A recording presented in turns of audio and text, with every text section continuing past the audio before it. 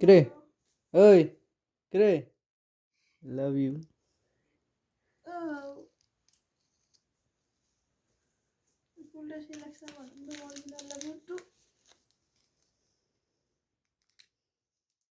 মানুষ বলে বিয়ের পরে নাকি সব ভালোবাসা শেষ হয়ে যায়, কিন্তু আমার মনে হয় আসল ভালোবাসাটা শুরুই হয় বিয়ের পরে। কারণ বিয়ের আগে যে ভালোবাসাটা আমরা মনে করি সেটা ভালোবাসা না, সেটা জাস্ট ভালো লাগা মাত্র। কারণ আসল ভালোবাসাটা কিন্তু আমাদের বিয়ের পরেই শুরু হয়, যখন আমরা অনেক কিছু বুঝতে শিখে যাই।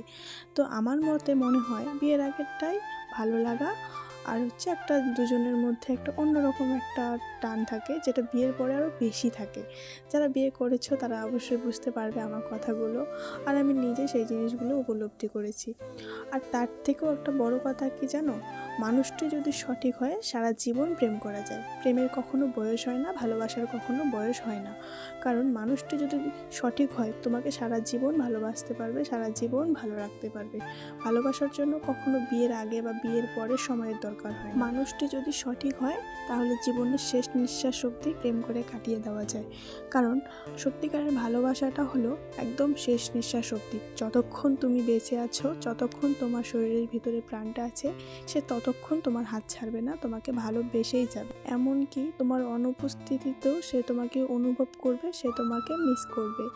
তোমার দুঃখে সেও দুঃখ পাবে, তোমার কষ্টে সেও কষ্ট পাবে, তোমার খুশিতে সেও হাসবে। মোট কথা, সুখে দুঃখে খারাপ ভালো সব সময় যে তোমার হাতটা শক্ত করে ধরে রাখবে, কখনো একটা মুহূর্তের জন্য তোমার হাতটা ছাড়বে না, সেটাই হলো সত্যিকারের ভালোবাসা। তো যাই হোক, অনেক কিছু বলে ফেললাম, আর বেশি কিছু বলছি না। তার কারণ ভালো কিছু বললে পরে আবার মানুষের নজর লেগে যায়, মানে খারাপ নজর লেগে যায়। তো বুঝতেই পারছো আজকে ভিডিওটা কী নিয়ে শুরু হতে চলেছে। আমি ভিডিও শুরুতেই কিন্তু তোমাদেরকে একটা ভিডিও ক্লিপ দেখিয়েছিলাম। তো আমার বর আমাকে রাত্রেবেলা হঠাৎ করেই কোনো ওকেশন ছাড়াই আমাকে একটা সারপ্রাইজ দিয়েছে, ছোট্ট একটা সারপ্রাইজ, যেটা পেয়ে আমি ভীষণই খুশি। আর আমি ছোট ছোট জিনিসে বেশি খুশি হই একটু। আর এটা একটা খুবই সামান্য একটা ছোট্ট একটা গিফট, ছোট্ট একটা সারপ্রাইজ, কিন্তু আমার কাছে একটা বিশাল বড় সারপ্রাইজ, এটা বলে বোঝাতে পারবো না। তো যাই হোক, টাইটেল আর থাম্বনেল দেখে তোমরা বুঝতেই পেরে গেছো আজকে ভিডিওটা কী নিয়ে শুরু হতে চলেছে। তো চলো কন্টিনিউ দেখতে থাকো। Hello everyone, welcome to our new video. তোমরা সবাই কেমন আছো? আশা করছি সবাই খুব ভালো আছো। তোমাদের সকলের ভালোবাসায় আমিও কিন্তু খুব ভালো আছি। তোমাদের সকলকে নিয়ে শুরু করলাম আজকে নতুন আরও একটি ভিডিও। আশা করছি আজকে ভিডিওটিও তোমাদের ভালো লাগবে। ভিডিওটি ভালো লাগলে অবশ্যই একটি লাইক কমেন্ট শেয়ার করে চ্যানেলটি সাবস্ক্রাইব করে আমার সাথে থাকবে। আর যারা যারা এখনও আমার চ্যানেলটি সাবস্ক্রাইব করোনি, তোমরা প্লিজ চ্যানেলটি সাবস্ক্রাইব করে আমার সাথে থেকো। আশা করছি আমার ভিডিওগুলি ভালো লাগবে। তোমরা টাইটেল আর থাম্বনেল দেখে বুঝতেই পেরে গেছো আজকে ভিডিওটা কী নিয়ে শুরু হতে চলেছে। আজকে সকাল থেকে মোটামুটি আমি একটা ভিডিও শ্যুট করেছিলাম, ভেবেছিলাম একটা ডেইলি ব্লগ শেয়ার করব। কিন্তু মাঝে একটা এরকম ঘটনা ঘটে যাবে আমি একদমই ভাবতে পারিনি। সেটা হলো রাত্রেবেলা হুট করে আমার বর আমাকে একটা ছোট্ট সারপ্রাইজ দিয়েছিল, যেটা পেয়ে আমি ভীষণই খুশি। তাই আমি এই ভিডিওটার সাথে সেই ভিডিওটাও অ্যাড করে দিয়েছি, মানে আমার সারপ্রাইজ ভিডিওটা। এখন বাজে দুপুর 1টা কি 1:30টার মতো। আমি স্নান করে নিয়েছিলাম, আর আজকে আমি এক গাদা কাপড় ধুয়ে দিয়েছি। কারণ কিছুদিন থেকেই ভাবছিলাম কিছু কাপড় ধুয়ে দেবো, কিন্তু ধোয়া হচ্ছিল না, তার কারণ রোদ উঠছিল না। কিছুদিন থেকে এত কুয়াশা পড়ছিল, সারাদিনই কুয়াশা থাকে, একবেলাও রোদ ওঠে না। তো আজকে ভাবলাম যে কুয়াশার মধ্যে কাপড়গুলো ধুয়ে দিই, 2-3 দিনে তো শুকাবেই। এই ভেবে কাপড়গুলো আমি ধুয়ে দিয়েছিলাম। সেটা কিন্তু আমি তোমাদেরকে প্রথমেই দেখিয়েছিলাম। আমি ছাদে গিয়ে কাপড়গুলো শুকোতে দিয়েছিলাম। তো যাই হোক, আমি স্নান করে যেহেতু ছাদে গিয়েছিলাম, তো এসে তারপরে ফ্রেশ হয়ে নিলাম, মানে চিরুনি করে নিলাম। তো আমি প্রথমে এখানে সিঁদুর দিইনি। তারপরে হঠাৎ করে দেখলাম যে খুব খারাপ লাগছে, তারপরে ভাবলাম যে কেন এত খারাপ লাগছে দেখতে, তারপরে আমি দেখলাম যে আমি সিঁদুর পরিনি। তো যাই হোক, আমি সিঁদুর পরে নিয়েছি, তারপরে চলে গিয়েছিলাম ঠাকুর ঘরে পুজো করতে। তো এসে দেখি একটা দুঃখজনক ব্যাপার, সেটা হলো কারেন্ট নেই। আর আমাদের ইনভার্টারের লাইনটা ঠাকুর ঘরে দেওয়া নেই, যার কারণে অন্ধকার ঘরটা। অনেক ঘরেই দেওয়া নেই ইনভার্টারের লাইনটা। তো যাই হোক, আমি এদিকে পুজো দিয়ে দিয়েছিলাম, যেহেতু কারেন্ট ছিল না, তাই তোমাদের সঙ্গে আমি কিন্তু কোনো কিছু শেয়ার করিনি।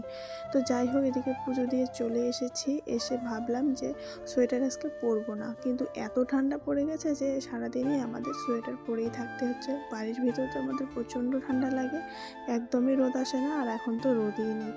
তো যাই হোক, এদিকে আমি সোয়েটার পরে নিয়েছি, এখন যাবো সোজা রান্নাঘরে। তো আজকে বাড়িতে আনা হয়েছিল চিকেন, আর এদিকে দিদি রান্না বসিয়ে দিয়েছিল। আমি স্নান করে পুজো দিয়ে তারপর রান্না করতে এসেছিলাম, আর ততক্ষণে অলরেডি অনেক রান্না হয়ে গিয়েছে। এখন আমি একদিকে ডালের জন্য জল বসিয়ে দিয়েছিলাম, আর একদিকে মাংস রেডি করে দিচ্ছিল দিদি। আমি বানাবো মাংসটা। তো তোমরা দেখতেই পেলে আমরা কত মজা করে রান্না করছিলাম। আমরা দুজন একসাথে থাকলে আমাদের গল্পের কোনো শেষ নেই। তো কী জানি একটা ব্যাপার নিয়ে খুবই হাসাহাসি করছিলাম, আর দিদি সেটাকে আরও বেশি করে হাসালো। তো যাই হোক, এখানে দেখতে পেলে আমাদের বাঁধাকপির ভাজা হয়ে গেছে, বেগুন ভাজা হয়ে গেছে, ভাতও হয়ে গেছে। এখন শুধু ডাল আর মাংসটা হয়ে গেলেই কমপ্লিট। তো যাই হোক, এদিকে দেখো আমাদের কিন্তু মাংসটা কমপ্লিট হয়ে গেছে বানানো। আজকে জানি না ঠিক কীরকম হবে, অনেক তাড়াহুড়োর মধ্যে বানিয়েছিলাম, কারণ দুপুরে আমার বর বাড়িতে এসেছিলো, ও আবার খাওয়া দাওয়া করে চলে যাবে, যার জন্য অনেকটা কম সময়ের মধ্যে আমাকে আজকে চিকেনটা বানাতে হয়েছিল। তো যাই হোক, লাস্টে কিন্তু খেয়ে দেখেছিলাম ভালোই হয়েছিল। তো এদিকে ডালটাও হয়ে এসেছে, আমি মাংসটা নামিয়ে নিয়ে তারপরে ডালটার মধ্যে ফোড়ন দিয়ে দেবো। আর অ্যাট লাস্ট মাংসের মধ্যে যেটা দিতে হবে সেটা হলো ধনেপাতা। শীতকালে মাংসের মধ্যে ধনেপাতা না দিলে তো একদমই ভালো লাগে না, আর আমার বর তো একদমই ভালো পায় না ধনেপাতা ছাড়া মাংস খেতে, বিশেষ করে শীতকালটার সময়। আর আমরা ধনেপাতাটা বেশিরভাগ সময় শীতকালে খেতেই ভালোবাসি, এটা সবার ক্ষেত্রেই হয়। শীতকালে কিন্তু ধনেপাতা সব রকম সবজির সাথে দিয়েই কিন্তু খাওয়া যায়, খেতে এত টেস্ট লাগে কি আর বলবো। আর শীতকাল হলে তো কোনো কথাই নেই, আর যদি সেটা কোনো রকম পোড়া বা ভর্তার মধ্যে দেওয়া হয় তাহলে তো কোনো কথাই নেই, এত টেস্ট লাগে। আর সত্যি কথা বলতে এই শীতকালে না আমার ঝোল জাতীয় সবজির চেয়ে আমার শুকনো শুকনো খাওয়াটা বেশি ভালো লাগে।